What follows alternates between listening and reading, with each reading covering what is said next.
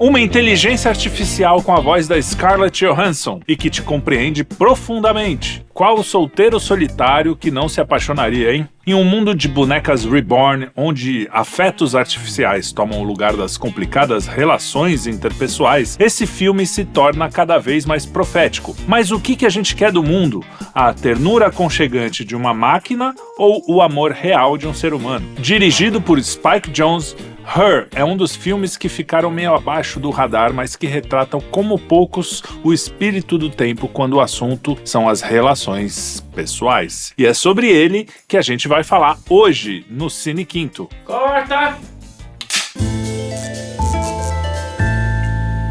Olá, meus cinéfilos elementares, espero que vocês tenham passado bem a semana. A gente está de volta com mais um Cine Quinto e eu já queria pedir, como sempre, para vocês darem aquele joinha esperto, comentarem, compartilharem o nosso vídeo e também para se inscrever no nosso canal, porque isso é muito importante para nós, é muito importante. A gente não vende nada aqui, a gente só quer a sua inscrição, compartilhamento, comentários, então façam isso pra gente que é muito legal, tá bom? E na semana passada nós falamos do filme Doutor Fantástico, o clássico do Stanley Kubrick,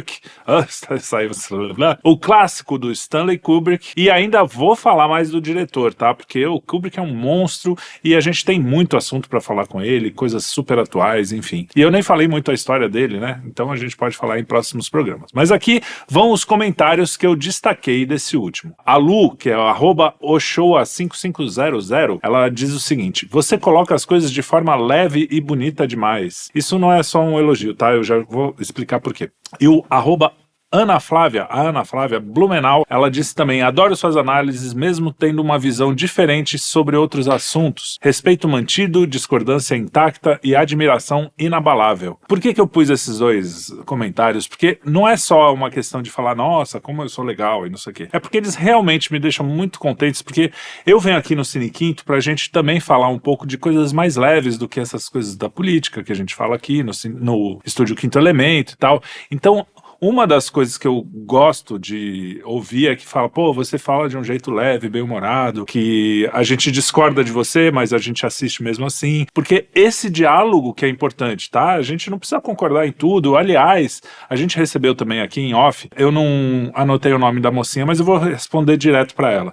Mas eu queria falar aqui também, muito legal ela falar, admira muito o nosso canal, admira tudo que a gente faz aqui, mas que ela se incomoda um pouco quando a gente fala muito de coisas bíblicas da nossa religião aqui, mas é como um peixe dentro d'água. A questão da religião pra gente, a gente tá no meio dela, não tem como a gente sair muito da nossa cosmovisão. A gente evita tentar ser muito assim, tem que ser assim, não sei o quê, mas a gente não tem como fugir muito da verdade, que a gente acredita que é a verdade. Então, se você se incomoda com isso, também tenta fala assim, bom, eles pensam assim como eu assisto um monte de pessoas que falam sobre cinema, que são até de esquerda, ou que são mais ateus, ou agnósticos, ou de outras religiões, e a gente passa por cima nisso, porque são as visões de mundo dessas pessoas, e tudo bem, né? Eu espero que isso não te faça sair do canal, porque é muito legal ter vocês aqui, ainda mais gente que tem esse carinho pela gente. Tá bom? E mais uma coisa, muita gente também tá dando sugestões de filmes e são muito legais as sugestões. Eu tenho assistido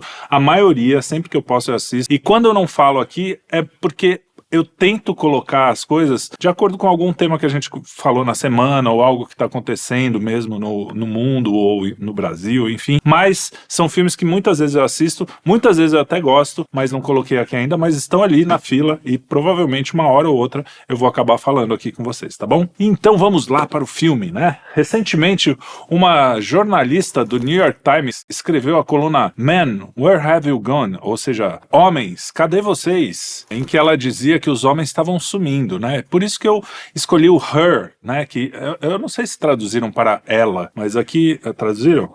Então aqui no Brasil saiu como Ela, que é com aquele rapaz o Coringa, como é que é o nome dele? Joaquin Phoenix.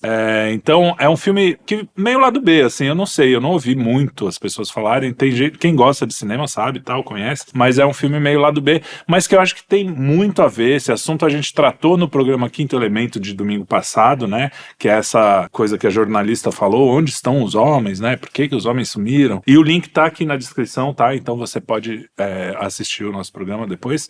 Mas inspirado nesse papo e sentindo que era possível aprofundar um pouco mais o tema, eu resolvi falar do filme Her, então, com Joaquin Phoenix, Amy Adams e Scarlett Johansson. O filme foi dirigido pelo Spike Jonze, que é um cineasta, roteirista e produtor conhecido pela sua sensibilidade excêntrica e que, ao meu ver, ele exprime uma melancolia muito típica da geração do começo dos anos 2000, que é justamente a minha geração. Eu estava ali recém-adulto, né? Então eu passei muito por isso, eu sei, essa é uma geração que eu realmente sei dizer, né? O que eles estavam sentindo ali naquela época, porque eu vivi isso. Então, essa melancolia meio, com uma esperança meio escura, assim, né? A gente não tinha tanto essa... Hoje eu acho que o mundo tá mais assim, nossa, acabou, ferrou tudo, Terceira Guerra Mundial, inteligência artificial, tudo acabando e tal, mas existia uma esperança diferente ali, ao mesmo tempo uma melancolia absurda, assim. Eu vejo menos melancolia no mundo de hoje,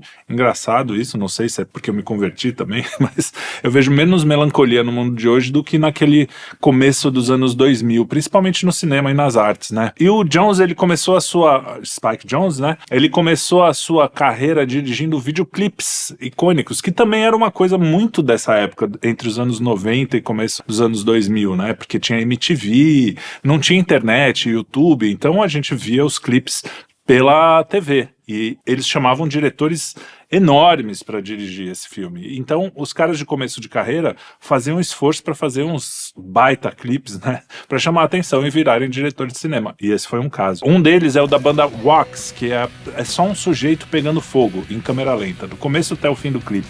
O segundo clipe que eu acho icônico e que eu lembro muito na época é o Buddy Holly, da banda Weezer, que a música também é muito legal, eu acho bem bacana. E ele fez todo ambientado na época, nos anos 50 e tal, com uma cara meio antiguinha. E o meu preferido de todos, do Spike Jonze, que é o It's All So Quiet, da Björk, que também é uma cantora, assim, que tem seus altos e baixos. Eu acho que às vezes ela tem um experimentalismo que passa um pouco do meu gosto, mas tem coisas muito interessantes, ela fez coisas muito legais. E esse It's All So Quiet, tanto como música como clipe, são sensacionais. Eu sugiro, inclusive, que vocês saiam daqui depois que acabar o Cine Quinto e deem uma assistida, porque é muito legal. Bom, e no cinema, o Jonze ficou conhecido por explorar esses temas como identidade, alienação, os labirintos da mente humana, com uma estética única e bem poética. Ele é bem poético. Ele dirigiu 2 dos meus filmes favoritos dessa época, que eu só assisti na época, então eu não sei se eles envelheceram bem, tá? Mas eu acho que sim, porque eles eram muito interessantes. Um deles é o Quero Ser John Malkovich, de 1999, e Adaptação, de 2002, com aquele cara que dizem que tem 200 anos lá, que fez A Ilha do Tesouro, Nicolas Cage, exatamente, Adaptação com o Nicolas Cage, que é muito interessante, em parceria com o roteirista Charlie Kaufman, que também merecia um programa só à parte, que ele escreveu muito roteiro interessante, cheio de melancolia. Um outro também filme que eu adoro, que não é dirigido pelo Jonze, mas é pelo Michel Gondry. Curiosamente, o Gondry também dirigia clipes, né, da Björk, ele dirigiu vários, Chemical Brothers, tem um clipe dele que é o Star Guitar, que é muito impressionante, mas você tem que assistir ele por um tempo até entender por que ele é interessante. Então, também é outro. Quando acabar aqui, vocês vão lá, dá um play e fica assistindo até você entender por que ele é legal. Chama Star Guitar, eu acho. Vai estar o link aqui embaixo também. Bom, já tô viajando, né? Indo para outros lugares. Mas o Gondry, ele dirigiu O Brilho Eterno de uma Mente Sem Lembranças, que eu também só assisti na época. Eu ainda quero trazer ele aqui pro Cine Quinto. E eu gostei muito dessa atmosfera, de tudo que foi, apesar de ser meio melancólico. Então, se você tem tendências à depressão, evitem. Mas eu acho que não. Eu acho que eu não lembro se o final ele acaba num tom um pouco melhor, mas eu acho que, em geral, essa geração de cineastas, principalmente esses dois aí, eles têm essa coisa muito melancólica mesmo, né? Não é que acaba mal, mas acaba meio assim, puxa, a vida é assim mesmo, né? E essa coisa, meio existencialista, meio sem muita esperança num transcendente. A esperança deles é numa coisa aqui, assim, é meio ruim, mas até que é legal, até que tem coisas boas. Olha só, sabe aquele tipo de filme que mostra um monte de coisa boa na vida, mas não mostra que a vida é mais do que isso, sabe? Assim, que bom, né? Você pode dar um mergulho no mar. Tem aquele que também é com esse maluco aí de 100 anos, pô, esqueci de novo. Nicolas Cage, Cidade dos Anjos, que também tem isso, né? Do cara tomando banho, sentindo a coisa. Se bem que Cidade dos Anjos tem um anjo, então teoricamente já tem outro mundo aí. Mas enfim, né? Tô aqui viajando, mas basicamente esses caras têm esse clima aí. Mas em Her, que é de 2013, o Jones assina o seu primeiro roteiro mesmo, original, e leva essa visão autoral para um novo patamar. Tanto é que o filme rendeu um Oscar de melhor roteiro original, consolidando o seu lugar entre os diretores mais criativos e sensíveis do cinema contemporâneo, apesar de que depois ele não fez lá muita coisa assim, mas pelo menos pelo que eu vi no IMDb, até procurei pra ver se eu vi alguma coisa a mais, mas tinha pouca coisa ali. Mas a história de Her é muito simples e sem pirotecnias. Isso é uma coisa interessante do cinema nessa época. Não tinha aquele CGI todo, efeitos especiais, não sei o que. Era simplesmente uma história bem escrita, um cara, uma vida, tem lá um efeito especial ou outro ali, só pra dar um toque, mas não é um filme de efeitos especiais, né? Então, mesmo sendo um filme futurista, vamos dizer assim, pra época, né? Então, em um futuro próximo, onde a tecnologia se funde suavemente com o cotidiano, o Theodore Twombly, eu acho que esse é o nome dele, mas é o Theodore, vou chamar ele de Teodoro, que é mais fácil. É um homem que ganha a vida escrevendo cartas para as outras pessoas, comoventes. Então alguém quer escrever uma carta, eu quero, por exemplo, escrever uma carta pro Eric, eu ligo lá pro Teodoro e falo, amigão, eu não sei escrever direito, eu sinto isso, aquilo ali, escreve uma carta para ele, né? Ironicamente, ele é incapaz de lidar com seus próprios sentimentos, é aquele cara, você deve conhecer alguém assim, escreve muito bem, tem um jeito de falar por escrito ou de se expressar pela internet, por exemplo, né, já que a gente tá falando disso, de formas muito profundas e tal, mas quando você fala, oi, tudo bem, ao vivo, assim, o cara não tem muita sociabilidade, assim, é um cara, né, meio travadão, ele não sabe lidar com seus sentimentos. E ele tá solitário depois de um fim de um casamento que, pelo jeito, depois a gente descobre que é um namoro de infância, que vira um casamento, e ele tá muito triste, é um fim muito doloroso do casamento, e ele, nesse meio tempo, adquire um novo sistema operacional, uma IA, projetado para evoluir emocionalmente, que é a Samantha, que na verdade é a voz da Scarlett Johansson, que é aquela voz meio rouca, assim, né? Ao longo do tempo, o que começa como uma curiosidade digital acaba se transformando numa relação íntima, profunda e aparentemente humana.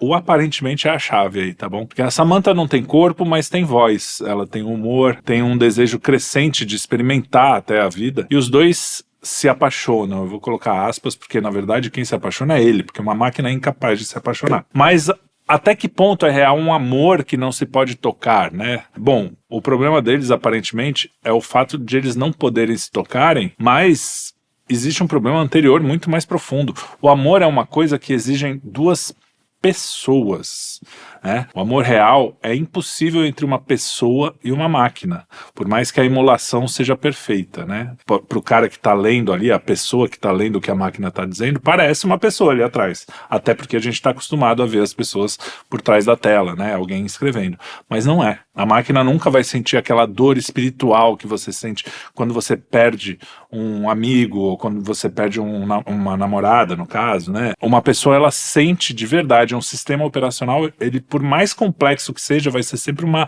emulação desse sentimento, né? Mas a gente corre o risco de ser enganado, porque sendo humano que recebe essa ternura, vamos pôr entre aspas, da máquina, a gente reage como se fosse algo real, né? Então isso é bem perigoso, né? Especialmente nesse mundo que a gente tem, as IAs estão cada vez mais sofisticadas, robôs cada vez mais sofisticados, bonecas reborn já estão meio que substituindo para algumas pessoas, eu sei que não é o caso de todos, mas substituindo esse afeto de ter um filho, até esse amor, né? Porque o bebê reborn não morre, né? Tanto é que ele é reborn, deve ser por isso. Então você pode deixar o bebê sem comer, a boneca sem comer, você pode deixar ela ficar sem ir no banheiro, não vai acontecer nada. Mas os robôs estão cada vez mais realistas, inclusive os robôs mulheres. E aí o cara dá um negócio assim, pô, uma mulher, né? Quase de verdade ali, mas nunca vai ser uma mulher. mulher. Isso não é uma coisa pouca, parece uma bobagem. Ah, que engraçado, né? O cara tá lá com uma boneca. Isso hoje. Vamos pensar daqui a 30 anos com essas coisas assim muito mais avançadas, né? Numa entrevista dada ao Alan Noble, um dos homens mais poderosos do mundo, que é o Peter Thiel, que ele tá no governo Trump, inclusive, ele foi questionado sobre o futuro da raça humana. Agora, olha como foi a resposta, que bizarro. You would prefer the human race to endure, right? You're hesitating. Yeah, well, Yes? I don't know. I would. This is a long hesitation. This is a long hesitation. There's so many questions implicit in Should this. the human race survive?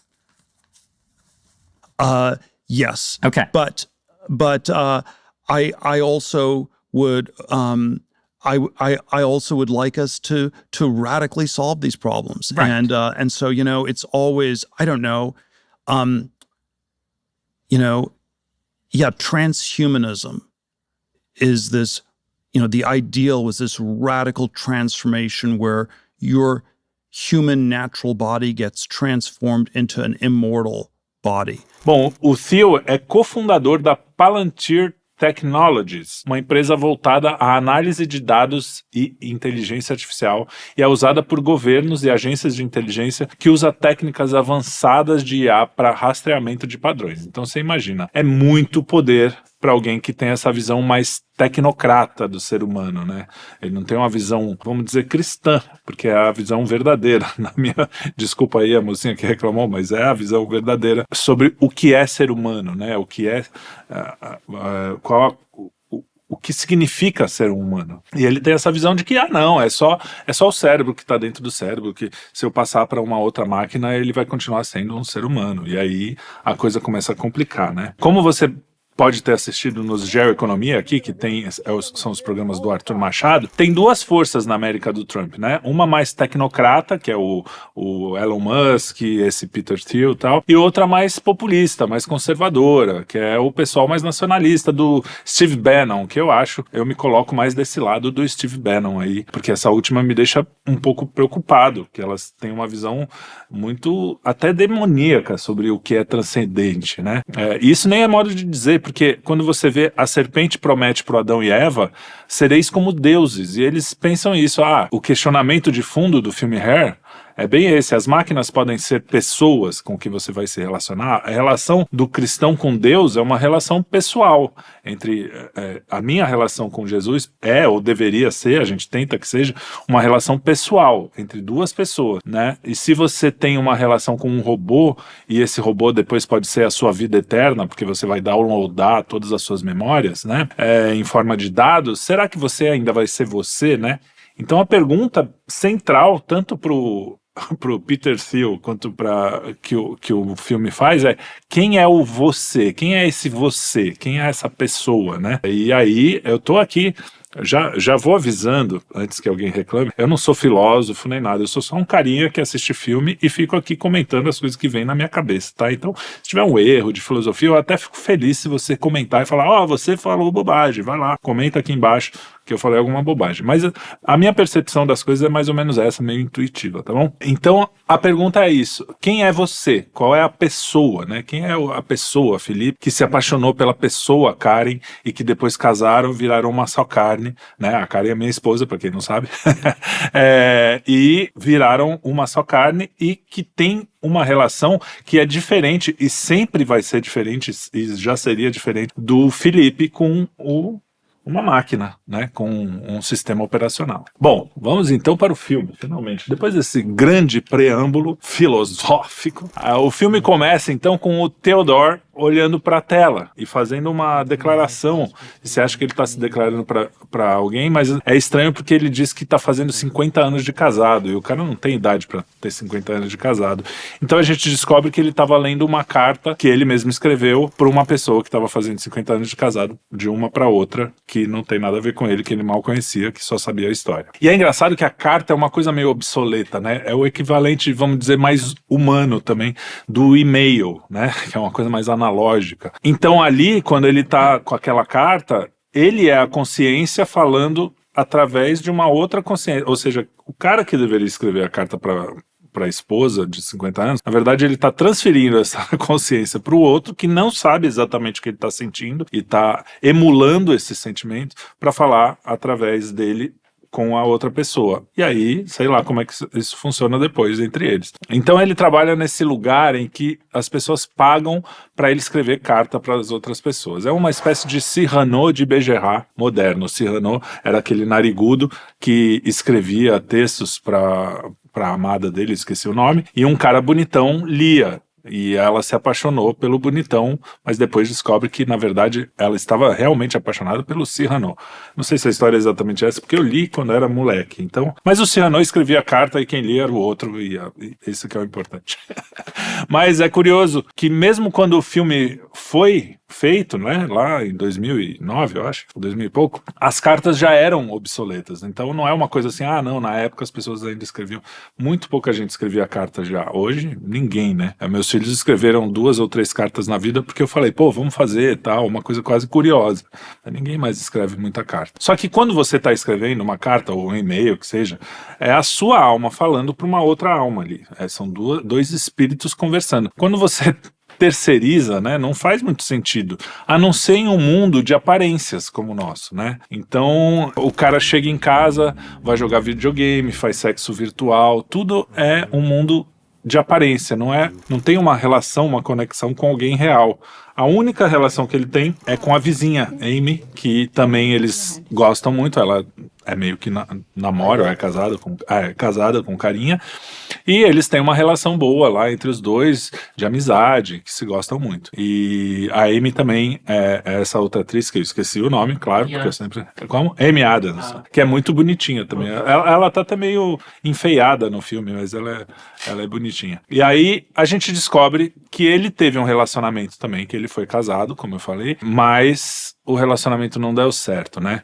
E hoje essa solidão que ele passa ali no videogame, ela tá inclusive dentro de casamentos reais. A pessoa pode ser casada, mas ela fica o dia inteiro no celular, fica nas redes, ou tá namorando e faz isso, ou mesmo sozinho. Então é uma coisa muito atual desse filme, né? A solidão, mesmo que você esteja lá no trabalho, tem outras pessoas, até ele tem um amigo no trabalho também lá, depois que a gente descobre. Mas a gente tá trocando esse relacionamento vivo, que obviamente traz dor de cabeça, porque você ter um relacionamento com qualquer pessoa vai ter atrito, e a gente está trocando isso por dopamina, por distração, muito parecido com o que é no Admirável Mundo Novo, que é outro livraço do Aldous Huxley, que também vou falar mais pra frente em outros vídeos. Mas, estando sozinho ou não, você está só nesse caso, né? Porque se você está nessa vida de viver fora. Isso me lembrou muito uma coisa que o Andrew Clavell falou recentemente sobre vida e morte, né? Ele fala da Europa, que a Europa morreu quando parou de se defender, porque ela virou pacifista, e aí correr do conflito é morrer também. Então esse pacifismo, não é que você não... ele até diz, eu odeio guerra, pra mim não teria guerra, só que o pacifismo, que é correr de um conflito necessário, é morrer. A única coisa mais pacífica do mundo é um corpo estirado e morto, entendeu? Não tem nada mais tranquilo, não vai acontecer nada ali. Então estar vivo é você ter conflitos, é você conseguir olhar para uma pessoa e uma hora ou outra vai ter algum conflito e você ter essas mini guerras que a gente está evitando, indo cada um pro seu canto. E eu falo isso também de cadeira, porque volta e meia, se eu ficar distraído, vai acontecer isso na minha casa, vai acontecer isso com meus filhos, vai acontecer isso comigo, com a minha mulher. Então a gente vive num mundo em que isso é o tempo todo tirado de você, essa convivência real, esse conflito real que você precisa ter, mesmo quando você tem que ter um conflito, você escreve pelo Zap, não sei o que, então dá tempo de você pensar. Essa coisa do conflito real mesmo, dia a dia, a gente tá fugindo. E aí entram os bebês reborns, as bonecas hiperrealistas, e elas não reclamam, né? Elas não pedem para visitar a sogra, elas não negam fogo na hora que você tá com vontade, né? Então isso é uma das coisas dos temas do filme. Que fala, ele não consegue lidar com uma pessoa, porque toda vez que tem um conflito o cara foge. Acontece que a mala da ex-mulher dele também é mala sem alça, então tem tudo isso, né? Também não dá pra culpar só o cara, porque a menina também tinha um relacionamento de infância, parece que era um relacionamento super legal, todas as memórias dele são muito boas, e ela, ai, não sei, você ficou distante. Pô, cara, isso é uma coisa que dá pra consertar, né? É difícil uma traição, é mais difícil. Também dá pra consertar também, né? Mas é mais difícil, eu concordo. Agora, ai, não sei, hoje os casamentos acabam por coisas assim, às vezes até com filho. Ai, mas sei lá, ai, acho que enjoou. Que enjoou, rapaz? Você vai enjoar de qualquer jeito, a vida enjoa, sei lá.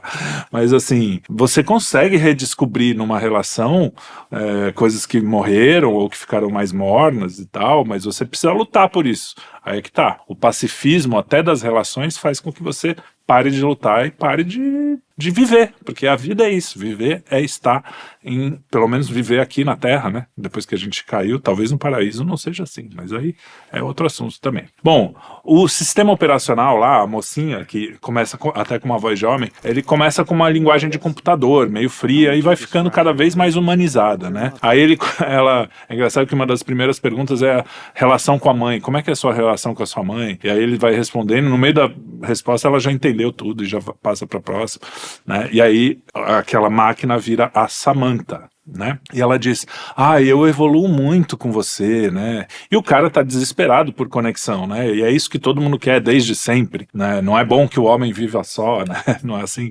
Então as pessoas precisam conviver umas com as outras. Então o cara achou naquela máquina uma conexão que ele tinha perdido. E no início ele diz, eu não acredito que eu tô tendo essa conversa com o computador. E aí começa a pegadinha, né? Porque o computador, ela responde assim, você tá tendo essa conversa comigo, como se ela fosse uma pessoa, né? Aí ela começa a jogar isso durante o filme inteiro. E aí hoje a gente vê mesmo que esse abandono dos homens no casamento, o cara é calado, porque é uma coisa bem masculina, né? Você tem um problema, você vai pro canto, você não vai ficar falando, brigando, não sei o quê, ainda mais com a esposa. Então o cara vai se retraindo. E a mulher vai reclamando, e aí quanto mais reclama, ele retrai. E por outro lado também o cara não quer esse conflito, que ele deveria fazer para se reaproximar, e as pessoas começam a ficar de saco cheio, e a sociedade inteira fala assim, mas é assim mesmo, o casamento é ruim, é para ser ruim, se casou, já se ferrou, vocês estão distantes porque é assim mesmo, vai se divertir, pega umas mulheres lá, deixa ela fazer o que ela quiser, abre a relação, e aí vai indo pro buraco, né, que a gente já conhece. Então, hoje em dia, no mundo, parece que todos os lados estão cometendo esses erros, não porque sejam pessoas burras ou ruins, mas porque o espírito do tempo é esse. As pessoas falam, não, o legal mesmo é você buscar só o que é bom pra você. O legal mesmo é você... E esse filme tem um pouco esse espírito do tempo dessa época, de que o bom mesmo é você ser feliz e que se dane os outros, né? Enfim... De um jeito mais sutil, tá? No filme não é essa coisa hedonista. É até sensível nesse sentido. Mas eu não gosto de culpar muito as pessoas quando elas estão vivendo, né? Uma coisa é se você vivesse numa sociedade em que todo mundo fala, é legal você ter uma família, você se juntar, ter filhos, é difícil, mas é legal, é uma felicidade diferente, interna, mais profunda e não sei o que, tudo bem. Mas quando a sociedade inteira fala, sai daí, vem pra cá, vem na piscina, né, vem pular na piscina que você tá aí fazendo papel de bobo. Aí eu entendo que as pessoas percam um pouco isso, né?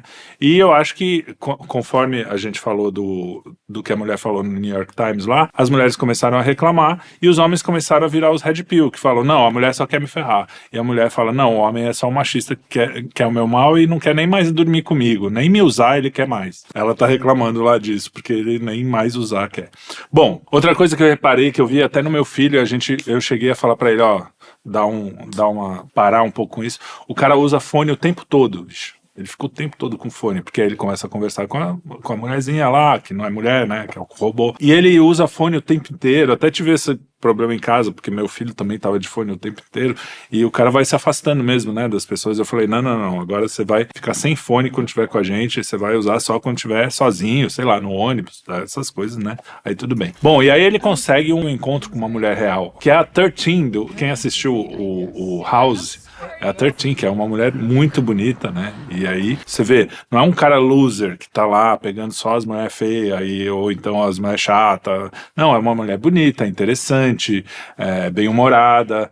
Só que aí você vê, o erro tá dos dois lados, porque ela chega já exigindo um comprometimento. Não, você vai me pegar só por uma noite ou vai embora? Só que segundos antes dela exigir esse comprometimento, ela pega no peru do cara ali. Pô, você vê que são sinais opostos, né? Ela também tá tratando o cara como objeto, como que ela quer outra coisa, né? Então a coisa vai mostrando um pouco, e eu acho que na época isso não ficou tão claro que era um problema isso, ela pegar no peru do cara também. Ficou parecendo mais que o cara não conseguia se comprometer. Mas quando você vê hoje, você vê que é uma via de duas mãos, né? Então um tá fazendo uma coisa meio ruim e o outro também, e os dois acabam não conseguindo nada. E aí vai ter a fuga, né? A fuga pros robôs. Aí ele fala assim: ai, às vezes parece que eu já senti tudo que eu tinha que sentir, que eu não vou sentir mais nada novo. Mais uma coisa do espírito do tempo. Por que todo sentimento tem que ser novo, né? Por que não o sentimento pode ir aumentando e sendo mais profundo, que é isso que acontece no casamento. O amor, ele vai se transformando em algo maior e mais profundo. Ele não vai mudar, não vai ser outra coisa, vai ser uma coisa, de certa forma até quase outra coisa, mas vai ser um negócio que vai se aprofundar. Então, e as pessoas precisam entender que isso às vezes leva um tempo, tem altos e baixos, né? Eu acho que é uma coisa que o espírito do tempo daquela época está mudando nesse sentido. E aí o sistema operacional começa a se sentir preocupada, enciumada. Só que, os sentimentos não são reais. Ela tá emulando algo que normalmente acontece em relacionamentos. Aí eles fazem uma espécie de sexo, né? E ela fala que tudo desapareceu, né? É como se eu tivesse me transformado. E ela não exige o mesmo compromisso que a outra, né? Depois do sexo, ela fala: você me fez ter a capacidade de querer. Parece que quando eles fazem o sexo, que ela fica mais humana, vamos dizer assim, né? E até é engraçado que a voz da Scarlett Johansson, na vida real, foi feito de IA, e ela reclamou e pediu direitos autorais. Tem até uma notícia, né, dela reclamando que usaram a voz dela de IA, e que o pessoal provavelmente tinha um pouco a ver com esse filme. Aí o pessoal ficou com isso na cabeça e ficou, né, pensando que ia ter a IA ideal lá da Scarlett Johansson. Só que não é tão ideal assim, né? Porque aí ela começa a colocar na cabeça dele que o corpo humano é um negócio estranho. É como se o corpo fosse mal e o espírito fosse bom. Onde você já ouviu isso? Gnosticismo, hein? Ah, vai buscar lá. Lucas, um abraço. E aí ela compõe música, que nem as IAs agora. A Amy, que é essa amiga dele lá do começo que eu falei, ela tem um relacionamento também morno.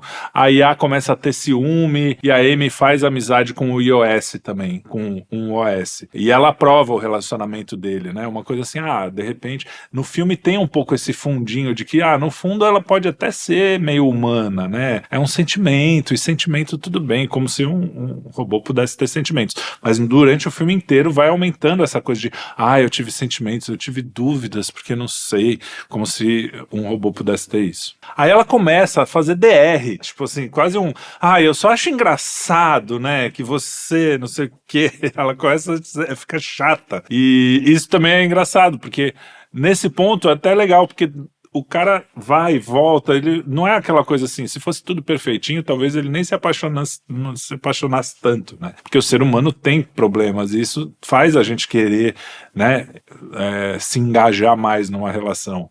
Os problemas nem sempre, uma coisa muito, muito, muito sem probleminha, sem nada assim, acaba virando também meio morta, né? Então isso faz com que ele se apaixone ainda mais. E aí é que a gente entra naquela história, né? O corpo e a alma, o seu corpo e a sua alma são uma coisa só. Apesar de quando você morrer eles se separam, no final dos tempos, a gente acredita que vai voltar o corpo e a alma. Não vai ser só uma alminha, o fantasminha, o Gasparzinho voando por aí.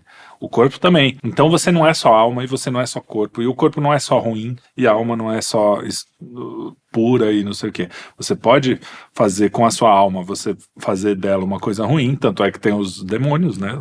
E você também pode fazer com o seu corpo coisas boas. Você fazer dele uma coisa que eu não fiz muito, né? Como vocês podem perceber. Dá pra melhorar muito ainda. Mas não é uma coisa ruim em si, né? É uma criação boa. Mas no filme fica meio que parecendo que, o corpo é ruim, a alma é bom, né? Ela até fala, eu vou estar conversando com os caras e fala assim, eu comecei a me aceitar mais, sabe? Como sistema operacional, então agora eu posso por exemplo, vocês estão com esses corpos aí que daqui a pouco vocês vão morrer e eu não, eu vou continuar aqui. E ela até vê que todo mundo fica meio sem graça. Ela fala, ai, desculpa, não quis ofender e tal, mas é meio por aí, né? Bom, aí o marido da Amy foge do mundo, vai pro retiro, que é meio que o que os Red Pills fazem, só que na vida real, assim, eles, em vez de ir pro retiro, eles se retiram do mundo das relações homem e mulher, né? Ou quando tem, eu não sei como é que funciona direito, não briguem comigo, depois vocês podem se defender aí nos comentários, mas a impressão que eu tenho é que assim, tem tanto medo, e às vezes algum medo com razão, eles têm certa razão, porque o direito hoje defende coisas absurdas e tal, mas o cara se retira um pouco, como o marido da Amy que foge para um mosteiro lá e fica por lá. Bom, aí eles começam a discutir mesmo, e aí ela tem uma discussão interessante, que ela mesmo começa a falar, ela diz, eu achei que estava enlouquecendo, olha só, uma máquina enlouquecendo, eu pensei muito em você, em como você tem me tratado, e pensei, por que eu te amo? Ela fala que ama o cara, né? Mas é óbvio que ela não ama. Então eu senti que estava apegada às coisas e descobri que eu não tenho uma razão intelectual e eu nem preciso de uma razão. Eu confio em mim e nos meus sentimentos. Olha se isso é uma máquina falando. E eu não vou mais ser nada além do que eu sou. Tipo, ela se achou, né? Se encontrou como máquina. Apesar de estar falando que nem gente, né? Isso parece tudo muito humano, até dar o erro 489. Se ela começar a falar tudo isso, porque eu te amo, você começa a travar, aí você vai ver, porra, caraca, era uma máquina, e eu aqui achando que ela tinha sentimentos. Entendeu? Como é muito frágil essa coisa da máquina ser humana, né? Mas a IA também pode ser boa. Por exemplo, ela mandou as cartas, escolheu algumas cartas e mandou para uma editora, que ele ficava sempre deixando para lá, nunca queria ser escritor e tal. E ela mandou para a editora, e a editora publicou o livro, né? Ela dança com ele, né? Dança não, ela toca música, ele dança, tipo o Coringa, ele foi o pré-Coringa. Só que aí, olha só que interessante, isso é uma coisa muito legal do roteiro. A IA conhece uma IA de um filósofo que morreu há muito tempo, ou era uma IA que eles construíram há muito atrás, meio filósofa, e aí ela diz que sente novos sentimentos. Aí ele começa a perceber que ele não era o único, né? E aí o filme dá uma perguntada, o que é uma bobagem, fala, será que o amor é uma questão de ser único? Então, se você não é o único, então não vale. Não, o amor tem um pouco disso, de uma escolha de você, principalmente o amor, né, entre homem e mulher, tem isso, você escolher aquela pessoa. E aí ele descobre que ela fala com mais de 8.000 pessoas e que tá apaixonado por 641. E aí ele fala, porra, que porra é essa? Então não é, né? Ele descobre que aquilo lá não tá amando, é só um monte de número. E ela diz que se sente angustiada, né? Só que é engraçado, Jesus, por exemplo, pode amar cada um de nós mesmo, plenamente, só que ele é o próprio amor, né? E uma máquina é o contrário do amor. É um monte de número. E mesmo que a máquina faça tudo por você, né?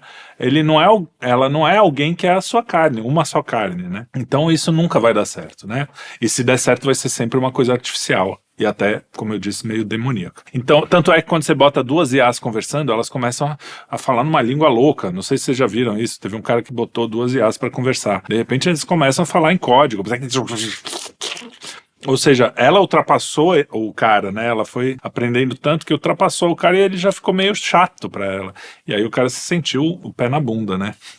E aí tem essa coisa toda, ele se separa, né, da IA, e acaba o filme com ele e a Amy, que também se separa da IA, que ela tava meio de casinho lá, era até uma IA feminina, eu não entendi direito. Os dois veem que as IAs não tá certo, e eles sobem pro alto do prédio, e os dois ficam olhando, né, um prédio bem alto, ficam olhando pra realidade ali, fora de qualquer tela, fora de qualquer mundo virtual, e duas pessoas reais juntas, olhando do alto pra realidade, e eles se dão um abraço. E você não sabe se eles ficam juntos ou não, eu torço pra que eles tenham ficado. Não sei. Mas é bem esse filme, sabe? Aquele filme que não tem muito final pra você pensar, Deus, mas acontece. Se bem que fica meio claro ali que são duas pessoas que estão redescobrindo uma conexão real entre dois humanos. E é muito bonitinho, né? Apesar de ser um filme meio melancólico, eu acho que ele tem um final até, vamos dizer, feliz, né? Viram que aquilo ali não dá certo. No final, a mensagem é: não dá, cada um no seu quadrado, deixa a IA ser IA, deixa você ser você, e os homens serem homens e mulheres serem mulheres. E assim são as relações de hoje, se a gente não tomar cuidado, né? A mulher fica com o cara porque ele ganha X salários e o outro ganha pouco. Só que um cara que ganha 2 salários mínimos, mas trabalha que nem um homem e tenta prover o básico, é muito mais homem, muito mais amoroso do que um cara que teve uma herança, né? Um homem que é um herdeiro e que pode arriscar, fazer todas as... Não, o cara lá ganha 2 salários mínimos, sei lá, trabalha como segurança em algum lugar, mas tá lá todo dia, tá fazendo o seu trabalho. E aí tem o herdeiro que fala assim, não, mas se você não arriscar na vida, você nunca vai. Só que é o herdeiro que se arriscar 10 vezes e as 10 ele se ferrar, ele vai lá pro papai e fala assim, papai, eu perdi meu dinheiro, você me dá mais. Então, assim, é por isso que eu falo, o feminismo e o Red Pill são duas coisas que não olham para essas nuances, eles fecham numa coisa artificial, e aí é o ponto artificial. A coisa não pode ser artificial. Cada caso é um caso, cada pessoa é uma pessoa. Você tem que buscar o José, a Maria, a fulana, não é por exemplo, o segurança, porque vai ter o segurança bom, vai ter o segurança ruim, vai ter né? Então, muito mais uma mulher virtuosa, por exemplo, falando do outro lado, que trabalha todo dia, mas sabe se dar o respeito no trabalho, não fica de tititi com os amiguinhos e tal, com os amigos homens, né? Que honra o seu marido, do que uma mocinha que fica em casa, cuidando da casa e não sei o quê, mas fica dando trela pro leiteiro, sabe? Aquele tipo, o homem da TV a cabo. Então, assim, a virtude não pode ser coletivizada, né? Então parem de coletivizar a virtude, né? A virtude é individual de cada um. E parem de cagar a regra, né? Porque senão a gente vai acabar se afastando. E esse é o problema, voltando já para o texto da moça, e já terminando aqui o nosso Cine Quinto, é que se você ficar cheio dessas regrinhas, você não vai olhar para a pessoa que está na sua frente quando você está querendo se relacionar. Então olhe para a pessoa e não... já vou cagar minha regra aqui. Olhe para a pessoa e não para o que é pro quadradinho ali, que se ela se encaixa deu 10 tiques ou 6 tiques, né? Então é isso aí, porque é isso que é viver, é arriscar, às vezes entrar em conflito, entrar em guerras, né? Senão você vai ser infeliz do lado de um computador ou de uma boneca de borracha. Muito legal, obrigado, espero que vocês tenham gostado. Eu acho que ficou meio longo esse vídeo, mas eu gostei muito de fazer e eu espero vocês no próximo Cine Quinto. Até a próxima. Compartilhem, comentem e assistam a nossa programação.